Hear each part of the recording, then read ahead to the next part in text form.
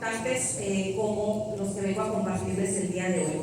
Y como lo comentaron, bueno, pues presido la Comisión de Relaciones Exteriores América del Norte en el Senado de la República, y así dentro de esa comisión, bueno, uno de los temas muy importantes es la relación que tenemos, la relación más importante comercial y en todos los sentidos con el país vecino, que es con los Estados Unidos de América. En esta ocasión mi participación la vamos a dividir en 4 partes.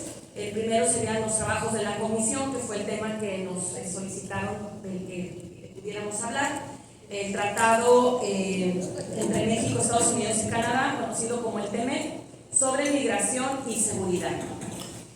Compartirles que en el Senado de la República está conformado por 128 senadoras y senadores, de las cuales prácticamente pues tenemos la paridad total, ¿no? 64 mujeres, 64 hombres, y bueno, pues como nos decimos nosotros, no somos la legislatura de la paridad, en donde prácticamente pues el 50 y 50, ¿no? Para el funcionamiento del Senado y el trabajo legislativo, el Senado cuenta con 48 comisiones ordinarias, 4 comisiones bicamerales, y las bicamerales están conformadas por senadores y diputados, y 4 comisiones especiales.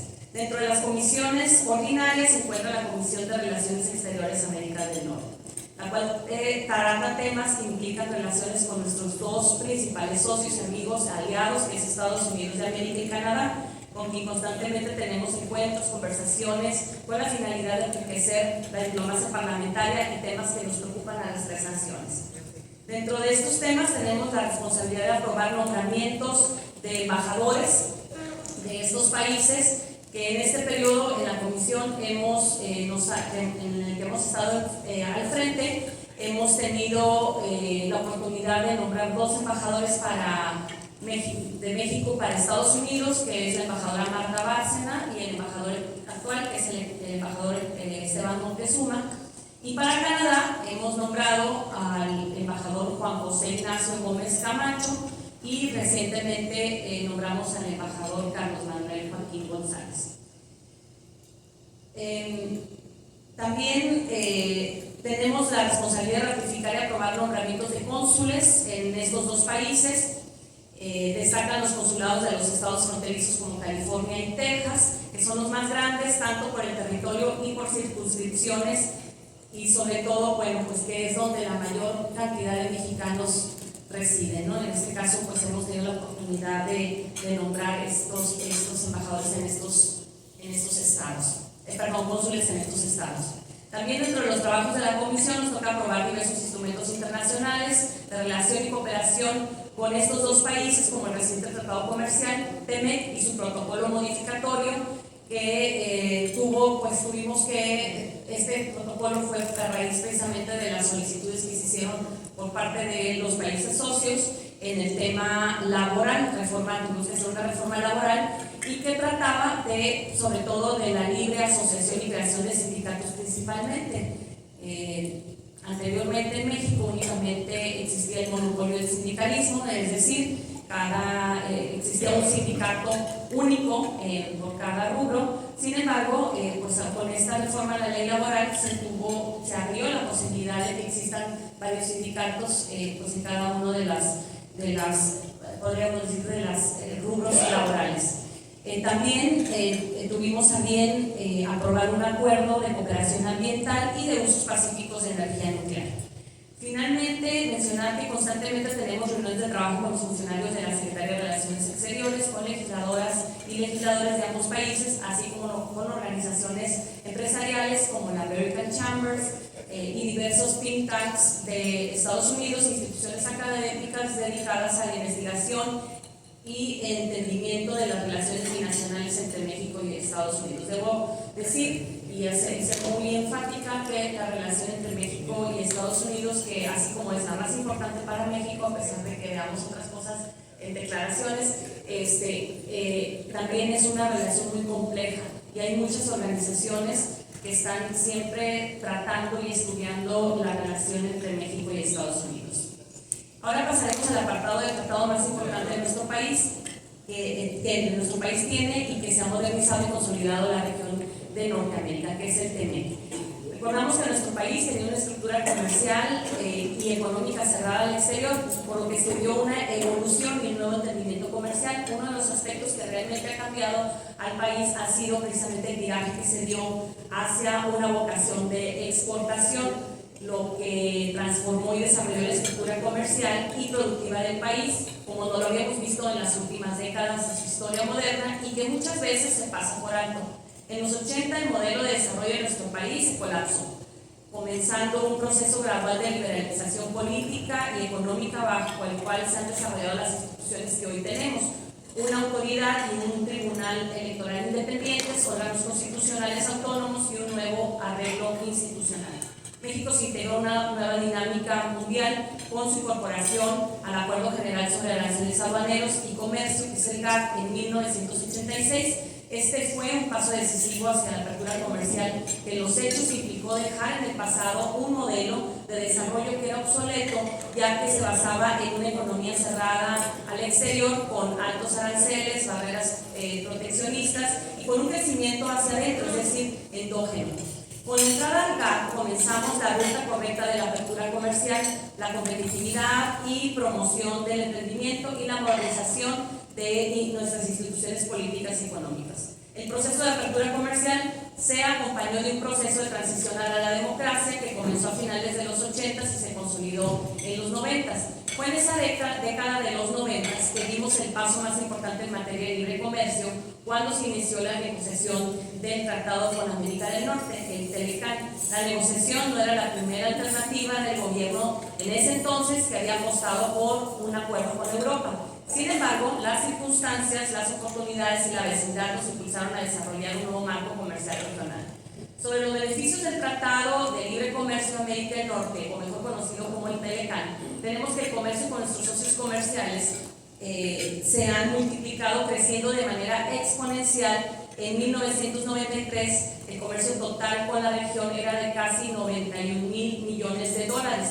Para el año 2020 fue superior a los 753 mil millones de dólares. Cabe destacar que para el 2020 todas las regiones comerciales mundiales registraron considerables decesos debido a la pandemia por COVID-19. Tan solo con Estados Unidos, el comercio pasó de 88 mil millones a 576 mil millones de dólares en el periodo de 1993 a 2019. Sin embargo, para el 2020 registró un valor de 330 mil millones de dólares.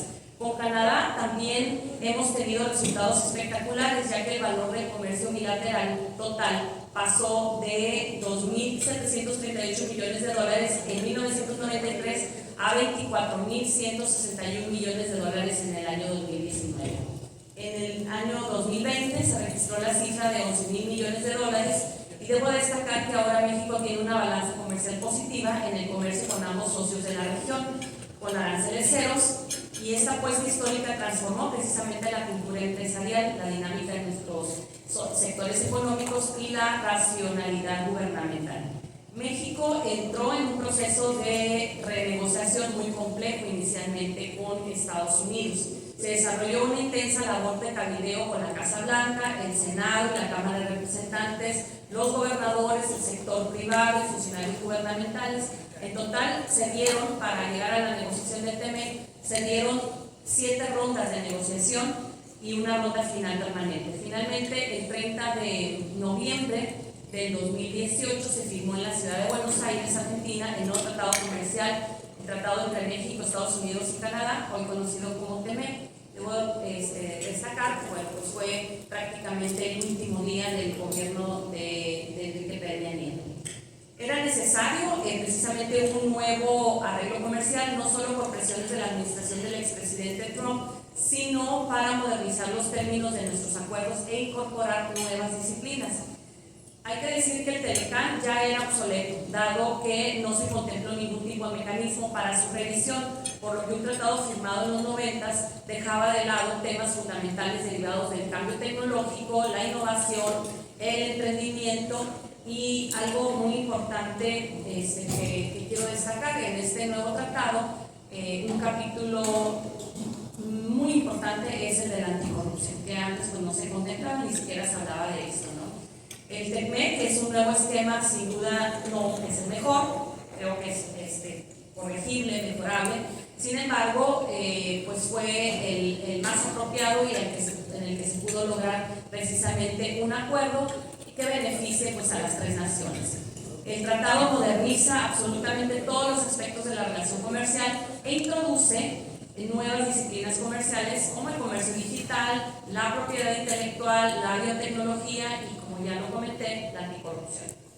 Quiero destacar algunos de los aspectos más importantes del TEMEC. Primero, la vigencia. Entró en vigor el 1 de julio de 2020, tendrá una revisión periódica a partir del 6º año, es decir, en el año 2026, a diferencia del Telecán que no caducaba. En este caso, en el 2026 se sentarán nuevamente nuestros tres países a hacer una revisión y hacer una modificación en caso de ser necesario, o en su caso, esperemos que no, pero pues, para la conclusión. Los capítulos, este nuevo tratado consta de 34 capítulos donde se revisaron y modernizaron los textos del Telecán. Se incluyeron 10 nuevos capítulos como el de comercio digital, medio ambiente, competitividad, anticorrupción, buenas prácticas regulatorias y pequeñas y medianas empresas, entre otros. Como ustedes lo pueden ver, bueno, yo no lo alcanzo a ver, pero en esta diapositiva y dentro de este capitulado se encuentran 478 artículos, 18 anexos y 13 cartas adicionales. En cuanto a derechos laborales, uno de los principales reclamos de los sindicatos estadounidenses y canadienses fue que en México se implementaran garantías de la democracia sindical, las negociaciones colectivas, el aumento al salario mínimo y la creación de un sistema de tribunales que resuelvan las disputas laborales. Dentro del tema de reglas de origen, aumentará del 62.5% a 75% las reglas de origen del contenido de los automóviles fabricados en la región, y esto ocurrirá mediante un aumento gradual hasta prácticamente este año. Además, 70% de acero y aluminio del vehículo deben ser de la región de América del Norte. Y entiendo yo, quiero pensar que bueno, era prácticamente cómo proteger a la región de América del Norte y no permitir que los materiales vinieran precisamente de China. En cuanto a los salarios, obliga a que 40% del vehículo lo fabriquen trabajadores con salarios superiores a $16 la hora, pues el salario mínimo nacional es de 141.7 pesos diarios, es decir, $7, y en la zona libre de la frontera norte es de 213.39 pesos, es decir, $10.58. La parte novedosa del TEMEC es la creación de los paneles para solucionar controversias y disputas comerciales entre los tres países, que se encuentra estipulado en el capítulo 31 de dicho tratado, que como pueden observar consta de 2 secciones y es donde se detallan mecanismos, organismos y tiempos para las controversias. Para resolver en las controversias, el Estado o estados, en este caso, inician este mecanismo, debe iniciarse con una solicitud por escrito con la exposición y evidencia de las razones por las cuales se está solicitando entrar en esta controversia, es decir, cuando alguno de los países considere que otro país o los otros dos países no estén cumpliendo con alguna de las disposiciones del TEMEC. En el caso de no llegar, en este caso, a algún acuerdo, se solicitará una reunión a la Comisión de Libre Comercio, que es la comisión que se conforma precisamente para dirimir este tipo de controversias, y entonces si esta comisión no resuelve la solicitud, se establece un panel. El panel está integrado por personas con conocimientos especializados en Derecho y Comercio Internacional. Si aún así las partes no pueden acordar una solución a la controversia, el Estado que reclama puede suspender beneficios comerciales hasta tanto no se establezca una sanción. En el siguiente apartado quiero platicarles sobre el panel ya resuelto conforme a las reglas del TEMEC. Ya hay un panel resuelto, ahorita hay otras controversias pendientes que ahorita se las voy a compartir, pero específicamente en este que ya se ha resuelto, y para ejemplificar de mejor manera cómo este mecanismo ayuda precisamente a poner de acuerdo a las partes involucradas.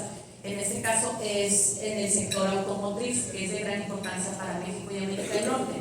En la negociación del TEMEC, el gobierno de los Estados Unidos expresó descontento en cuanto a las reglas referentes al sector automotriz. El entonces secretario de Comercio de Estados Unidos, Wilbur Ross, declaró que estas reglas eran una laguna que permitía que materiales de fuera de la región precisamente calificaran como originarios de América del Norte. El resultado final de las negociaciones fue un punto medio en el que se endurecieron las reglas de origen, pero no al grado de lo que buscaba precisamente Estados Unidos. Las reglas de origen para el sector automotriz en el TEMEC son muy complejas. El tratado determina que para considerarse como un producto originario de América del Norte se debe cumplir con las siguientes prescripciones generales. Los vehículos de pasajeros y camiones ligeros deben contar con un 75% de contenido regional para este año, para julio del 2023. El Telecam determinaba un porcentaje únicamente del 62.5%.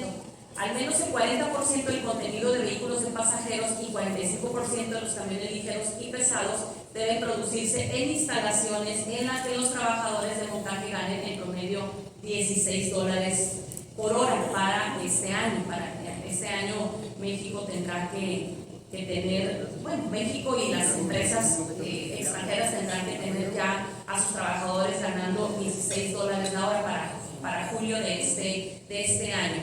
Asimismo, al menos el 70% de las compras anuales de acero para insumos de producción para vehículos de pasajeros, camiones ligeros y pesados deben provenir de América del Norte y en este caso también el Telecam, pues no incluía un requisito similar. La implementación de estas nuevas reglas de origen establecidas en el TEMEC implica diversos retos para México, principalmente los relacionados con el requisito de contenido laboral, el requisito de contenido de acero y las cartas paralelas. El cambio por el TEMEC está dirigido a aumentar precisamente los salarios en México y motivar a las empresas a reubicar su producción a los Estados Unidos. Recientemente México y Canadá impulsaron un panel que fue resuelto de manera favorable para nuestro país, que fue el panel determinó que el TEMEC permite a los fabricantes de vehículos considerar a las partes esenciales de un vehículo terminado, es decir, motor, transmisión, carrocería, etcétera, como originarias con contenido regional en un 75%. Esta resolución es importante porque México importa de países fuera de la región de América del Norte muchos de los insumos y partes que ensambla para después exportar los vehículos o partes de los mismos. A continuación abordaré el tema de los dos paneles en los que México podría estar convocado si no se modifican las políticas de decretos por parte de nuestro país y que pues, podríamos caer en sanciones importantes. Desde que se anunciaron y presentaron las reformas en materia eléctrica, tanto la reforma constitucional como la reforma de la ley eléctrica, en su momento señalamos desde el Senado de la República que eran cambios inconstitucionales y que contravenían precisamente diversos capítulos del TEMEC, además de otros tratados internacionales como el Transpacífico, el Tratado con la Unión Europea, el Acuerdo de París sobre el medio ambiente y los objetivos de desarrollo sostenible en materia del medio ambiente. Los capítulos del TEMEC que desde un principio señalamos estarían violando, ahora con la reforma eléctrica y la reforma energética, es precisamente el capítulo 14, que trata sobre la protección de las inversiones, en el cual se establecieron diversos mecanismos precisamente para dar certeza jurídica a los inversionistas sobre sus propiedades y posesiones, las cuales deben ser respetadas. El capítulo 21, que versa sobre la política de competencia. El capítulo 22, que trata sobre empresas propiedad del Estado y monopolios designados. Y el capítulo 24, que trata sobre el medio ambiente. Y el capítulo 28, relativo a las buenas prácticas regulatorias. Para ilustrar de manera específica el tema de la afectación, precisamente por la política energética de esta administración, desde el inicio del gobierno del presidente López Obrador, se han dado intentos reiterados de revertir la política energética que pues precisamente resultó de la reforma estructural que modificó el régimen interno de petróleos mexicanos y la Comisión Federal de Electricidad para convertirlas en empresas productivas del Estado con un modelo moderno de gobierno corporativo. Recordemos que la reforma energética de la anterior administración, que fue en el 2014, abrió además mercado interno de energéticos a la competencia nacional e internacional con rondas petroleras para la exploración y explotación de los recursos del subsuelo y con un mercado de energías limpias con un fuerte componente de inversiones extranjeras que en su momento llegaron a abaratar los costos de la energía eléctrica que compraba o adquiría CFE. Aquí quiero hacer un señalamiento. Si bien pues aquí precisamente en el estado estamos sufriendo de una crisis energética, aquí somos Tijuana, Mexicali, somos ciudades industriales, nos encontramos actualmente en una crisis energética, no estamos conectados con el resto del país, hay un déficit de alrededor de 600 megawatts según lo que me dicen los expertos en esta materia, y precisamente llegaron a aquel estado algunas empresas extranjeras con inversión extranjera precisamente para tener la posibilidad de generar energías limpias y energía que pudiera apoyar precisamente a nuestras industrias a que pues a tener la energía suficiente para su operación. Sin embargo, y esto fue precisamente a partir de la reforma del 2014, sin embargo, ahora con las reformas precisamente del 2021, donde se modificó la ley de la industria eléctrica para privilegiar la generación de energía por parte de la CFE, ¿qué es lo que sucede con estas inversiones, con estas empresas que están siendo obligadas precisamente a venderle toda su energía a la CFE y que la CFE a su vez se la venda a la industria? Entonces, es decir, volvemos al monopolio de la energía cuando, bueno, pues habíamos dado pasos avanzados en materia energética a partir de la reforma del 2014, en donde, bueno, pues habría la posibilidad precisamente a la generación de energías limpias con inversión privada. Esta reforma de la ley de industria eléctrica motivó una acción de inconstitucionalidad que la Suprema Corte de Justicia de la Nación desestimó el año pasado, en abril, al no alcanzarse la mayoría calificada de los 8 votos requeridos. Debo señalar que el Gobierno de México está tomando decisiones equivocadas en política energética. Están restringiendo precisamente la capacidad de las empresas privadas para participar de manera efectiva en el sector energético. Esto afecta directamente al sector productivo y detiene importantes inversiones nacionales y extranjeras que sin duda afectan e impactan a nuestro tratado comercial. Asimismo, desde el 2019 se han promulgado diversos decretos y disposiciones a favor de Pemex y CFE para privilegiarlos como productores con un grave problema que es el uso del combustóleo, ya que contiene estándares peligrosos de azufre que exceden los estándares internacionales. Asimismo, se ha entrado en una clara confrontación con el Poder Judicial al declararse inconstitucional y seguir en contra de diversas disposiciones en contra del derecho a libre concurrencia y de competencia. De esta forma, se insistió en buscar la consolidación de un monopolio estatal sobre los recursos energéticos, lo que viola disposiciones sobre competitividad y libre comercio en el TEMEC. En resumen, pues sabemos, ¿no? La política energética del actual gobierno tiene pues muchas repercusiones. Primero, viola diversas disposiciones del TEMEC, viola la Ley General de Cambio Climático, hay un conflicto abierto con la política energética, afecta industrias de insumos y estratégicas, hay una guerra comercial actualmente entre China y Estados Unidos y obviamente se pierden oportunidades para consolidar a México como una alternativa de inversión ante esta guerra. Y también estamos perdiendo importantes oportunidades para atraer cadenas de valor, y ya que el clima de negocios se ha deteriorado, con lo que se han ahuyentado y paralizado inversiones también y ha provocado fuga de capitales. En el contexto de la integración regional promovida por el TEMEC, México sería el principal beneficiario en un mercado energético regionalmente integrado, con el consiguiente desarrollo de infraestructura que permita aprovechar precios competitivos. Aquí, pues obviamente, y ahorita todo el mundo habla de nearshoring, todo el mundo está diciendo que qué gran oportunidad tenemos en México. Sin embargo, con este tipo de políticas y sobre todo con el raciocinio del gobierno federal, en donde está insistiendo en que todas estas empresas y las oportunidades que se está dando precisamente a partir del COVID y la guerra comercial entre China y Estados Unidos, desgraciadamente estamos perdiendo la oportunidad de que muchas empresas lleguen a los estados fronterizos o simplemente al norte de México, también con una idea precisamente de que estas empresas deben ir al sureste, que la verdad pues consideramos que no es lo más propicio, y obviamente las empresas que pudieran llegar como de semiconductores, etcétera, pues no van a ir al sur del país. En este caso, Estados Unidos ha planteado preocupaciones a México con respecto a las políticas energéticas en muchas ocasiones, por lo que, a manera de ilustración, este esquema refleja un proceso de las controversias dentro del TEMEC, el cual sobre este tema sigue en proceso, y nos encontramos en una parte precisamente en donde pues, se podría en cualquier momento establecer paneles de controversia, y ahorita pues están precisamente los tres países, pero aquí debo de decir, tanto Estados Unidos como Canadá ya presentaron sus inconformidades precisamente por la ley eléctrica y la política energética.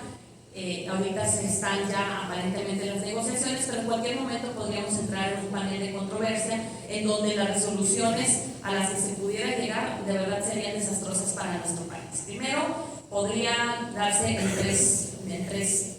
podría haber tres soluciones. La primera, la eliminación de la disconformidad. Esto es que los países dijeran, bueno, pues ya no pasa nada, nos retiramos la disconformidad, que yo creo que es la menos viable. La segunda sería, bueno, pues que México accediera precisamente a la adecuación de las reformas a estas leyes. Y la tercera sería la suspensión de beneficios arancelarios hacia México. Dentro de estos tres escenarios, el más factible precisamente es la imposición de sanciones comerciales a nuestro país al suspenderse los beneficios arancelarios, y se calcula que el costo tendría alrededor de 30,000 millones de dólares. Este cuantioso daño a las finanzas públicas es preocupante, sobre todo las consecuencias específicas serían al sector productivo, si se imponen aranceles a diversas exportaciones, y toda vez que el problema es que el presidente López Obrador no ha mostrado ninguna disposición para derogar las reformas a la ley de la industria eléctrica que han motivado precisamente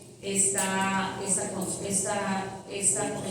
panel que pudiera darse de controversia dentro del TEMEC. Ahorita estamos ya también ante un tercer panel o disputa comercial en el que tiene que ver con el maíz transgénico. México es el principal importador de maíz transgénico. En 2021 le compró 16.8 millones de toneladas con un valor de 4.700 millones de dólares a Estados Unidos. Por lo cual en octubre de 2021 a septiembre de 2022, México solo produjo 3.183.000 toneladas, teniendo una oferta de 22.190.000 toneladas y una demanda de 19.828.000 toneladas. En su gran mayoría se trata de maíz amarillo destinado al forraje de animales, para cuyo cultivo se usan transgénicos.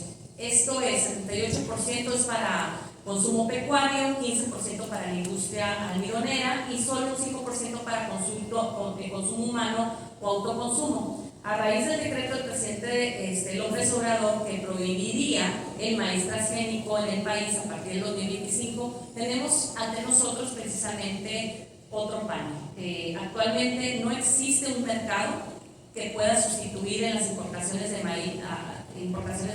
maíz estadounidense, por lo que existe una gran inquietud precisamente por parte del sector pecuario ante el riesgo inflacionario debido a una futura escasez del grano que el rechazo al maíz transgénico ha dado a la actual administración. Lamentablemente, esto tiene bases únicamente ideológicas. Cuando el gobierno de los Estados Unidos, precisamente el año pasado, cuando el gobierno de México presentó a los Estados Unidos una batería de modificaciones al decreto presidencial 2020 que aplazaba precisamente la prohibición de la importación de maíz transgénico hasta el 2025, tiempo en el que se elaboraría un estudio, pues obviamente con este emplazamiento México busca el beneplácito de su contraparte estadounidense y así zanjar una controversia comercial. Sin embargo, obviamente esto pues no fue del agrado de la Casa Blanca, y el pasado 13 de febrero se publicó en el Diario Oficial un decreto presidencial por el cual se establecen diversas acciones en materia de glifosato y maíz genéticamente modificado. Estas son palabras no comunes para mí. En el decreto se incluye las dependencias y entidades de la Administración Pública Federal para que en el ámbito de sus competencias se abstengan de adquirir, utilizar, distribuir, promover e importar maíz genéticamente modificado, así como el glifosato y agroquímicos que lo contengan como ingrediente activo, por cualquier uso en el marco de programas públicos y de cualquier otra actividad. Con la firma del TEMEC, el gobierno mexicano se comprometió a prohibir la importación de bienes solo en el caso de que existiera evidencia científica o se hiciera por los estándares internacionales. Y aquí debo de decir que precisamente cuando el gobierno de los Estados Unidos prácticamente retó a México y le dijo, bueno, pruébame de manera científica que este maíz transgénico perjudica y que se va a utilizar para consumo humano, bueno, pues ya el gobierno de México es cuando emite este decreto que verdaderamente, bueno, entonces está fuera totalmente del tratado de comercio. El día 6 de marzo, la Oficina de Representante Comercial de los Estados Unidos anunció oficialmente que ya se están solicitando las consultas técnicas con el gobierno de México con relación a productos de biotecnología, que este sería otro panel que pudiera presentarse, destacando, en especial por el maíz transgénico, destacando que existen serias repercusiones en las políticas de México y la importancia de adoptar un enfoque basado en la ciencia que cumpla los compromisos del tema. Ya se me acabó el tiempo, nos quedamos pendientes para una próxima para hablar de temas de migración y seguridad. Que regularmente esta presentación dura como 45 minutos, pero está muy bien. No, adelante. Después les platico, ¿qué les puedo decir de migración? Bueno, pues ahorita estamos ante una política migratoria también pues muy compleja. Debo de rapidito nada más comentarles lo que hemos siempre dicho, hay una crisis, un desajuste entre normas e instituciones. Desgraciadamente, a partir de la entrada de esta administración, el presidente López Obrador, antes de tomar protesta en una conferencia de prensa que hizo en Tamaulipas, pues prácticamente abrió las puertas a la migración desordenada, ¿no? Existía, sí, siempre, nosotros somos migrantes, nosotros llegamos, nuestros padres llegaron a este estado, sin embargo siempre había sido, o se había buscado, a pesar de no son marchas, estas caravanas de migrantes, siempre se había buscado una migración ordenada. Sin embargo, el presidente abre las puertas, ofrece a los migrantes centroamericanos y sudamericanos precisamente pues todas las bondades de México, ¿no? Salud, educación, vivienda, trabajo, etcétera. Se desbordó prácticamente y bueno, pues la historia ya la conocemos cuando el gobierno de Donald Trump precisamente le habla del muro y le exige precisamente a López Obrador que haga algo en la frontera sur, y a partir de la conformación de la Guardia Nacional, que debo decir que es un tema de seguridad del que les iba a hablar, debo decir que la Guardia Nacional se creó precisamente como una Guardia Civil, no militar, que bueno, sabemos que ahorita ya se ha militarizado, pero también a la Guardia Nacional se le dieron funciones de migración. Se creó este muro humano en el sur de México, y bueno, pues las consecuencias han sido fatales, ¿no? Primero, carece de protocolos, no cuenta con un marco de uso de la fuerza, sin clara rendición de cuentas, carece de preparación en materia de derechos humanos, por lo cual ha habido una enorme violación de los derechos humanos de los migrantes, y obviamente pues las consecuencias han sido fatales, ha habido muertes, accidentes, etcétera. Y pues ahorita nos encontramos ante una grave crisis, sobre todo cuando tenemos un vecino que dicta reglas de manera unilateral, aparentemente dice México que ellos no aceptan, sin embargo aceptamos, y ahorita estamos pues precisamente, y más en los estados de la frontera, que es lo que no entienden en el centro del país, estamos ante una crisis, sobre todo los estados fronterizos, en donde estamos recibiendo no únicamente mexicanos, no únicamente deportados, sino ahora estamos recibiendo a partir de hace prácticamente 2 meses, alrededor de, bueno, esa fue la cifra que dieron, alrededor de 30,000 venezolanos y centroamericanos mensualmente. Todas aquellas personas que están esperando asilo, refugio en los Estados Unidos, el acuerdo con México ha sido que esperen precisamente en México. Y bueno, desgraciadamente tenemos leyes migratorias que no están siendo atendidas y cumplidas, y bueno, pues las cifras pues prácticamente son fatales, ¿no? También hay un recorte presupuestal a organizaciones de la sociedad civil que atienden o atendían migrantes. Anteriormente había programas de apoyo precisamente, pero con la desaparición de los fideicomisos prácticamente desapareció el presupuesto para ellos. Y lo que dicen, y lo voy a comentar porque ayer tuve precisamente al director de la Unidad de América del Norte, de Cancillería, con nosotros en la comisión, y dice, bueno, pues lo que nunca habíamos hecho, lo que nunca ninguna administración había hecho, se han construido 3 grandes albergues para una frontera de 3,000 kilómetros de largo, ¿no? Y pues el tema aquí, el recorte presupuestal para las organizaciones de la sociedad civil, que obviamente pues ha generado que veamos, sobre todo lo hemos vivido nosotros aquí en Baja California y en el estado de Texas, pues tener muchos migrantes y no mexicanos, pues prácticamente viviendo en las calles, ¿no? En el tema pues de seguridad, ¿qué les puedo decir, no? Eso es muy amplio, pero bueno, regreso al próximo. Muchísimas gracias por su atención. Muchísimas gracias, senadora Gina.